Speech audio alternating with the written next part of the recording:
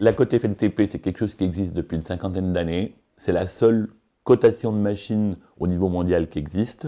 On la retrouve nulle part ailleurs. Elle cote 15 000 machines.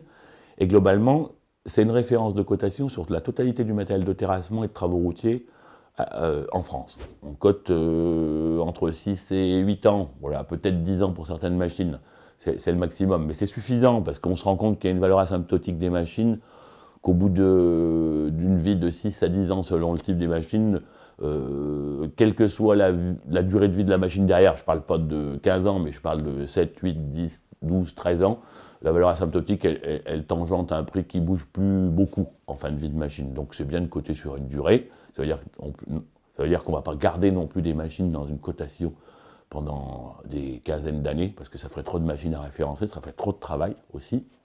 On le fait tous ensemble. Quand je dis tous ensemble, ça veut dire qu'on le fait avec les constructeurs, on le fait avec les distributeurs, et on le fait avec les utilisateurs. On passe un temps premier où on parle du marché, voilà. Comment ça se passe, où on en est, où sont les ventes, ça permet à tout le monde de se recaler aussi sur les produits, les marques vivantes, les marques en fin de vie, les marques qui ont été rachetées, les marques qui ont été absorbées pour que la cote aussi, elle suive aussi la structure du marché, quoi. Voilà, que quelque part, on ne cote pas des machines dans une marque qui appartiennent aujourd'hui à une autre, ou qu'on continue à coter des marques qui globalement vont plus être distribuées à un certain temps. Ça, c'est le premier effet de cotation. On y associe bien sûr les syndicats de professionnels liés aux constructeurs, aux distributeurs et aux compagnies fabricantes, quoi.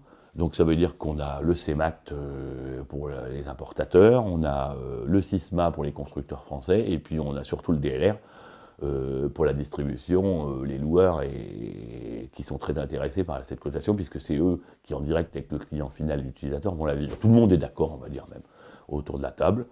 Tout le monde a compris à quoi ça servait, comment ça protégeait aussi les parcs matériels, comment ça protégeait les assureurs, comment ça valorisait les parcs, donc tout ça c'est bien clair. Après, il y a un marché bien sûr. Voilà. Le marché, c'est la vente après. Voilà, on sait bien que c'est la vente.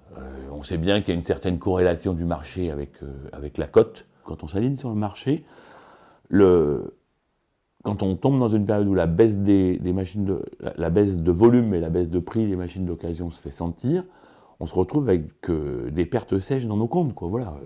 On va vendre des machines en dessous du prix où elles sont valorisées dans nos parcs, quoi. Voilà. Et donc, c'est pas très bien. Donc, la cote permet, je dirais, d'avoir une stabilisation des montants, quoi. Voilà.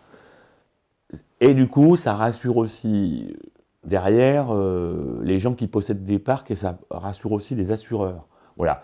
Et on constate que les assureurs, par exemple, eh ben, la référence FNTP, c'est une bonne référence pour eux. Ce qui est certain, c'est que je ne pense pas qu'il y ait beaucoup de machines qui se vendent au-dessus de la cote.